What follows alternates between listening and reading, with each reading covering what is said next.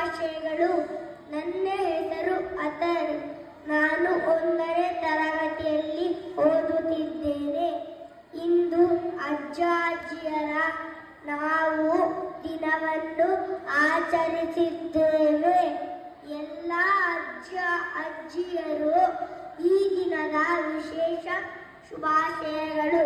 ಹಿರಿಯರಿದ್ದರೆ ಆ ಮನೆಯ ಸೊಬಗೆ ಚಂದ, ಅವರ ಮಾರ್ಗದರ್ಶನ ಪರಮಾನಂದ. ನಮ್ಮ ಸಂಸ್ಕೃತಿಯಲ್ಲಿ ಹಿರಿಯರ ಸ್ಥಾನವನ್ನು ತುಂಬುವರೆ ಅಜ್ಜ ಅಜ್ಜಿಯರು ಕುಟುಂಬದ ನಿರ್ವಹಣೆಗೆ ದಾರಿದೀಪವಾಗುವರು. ನಮ್ಮೆಲ್ಲರ ಮನೆಯ ನಿಜವಾದ ಆಸ್ತಿ.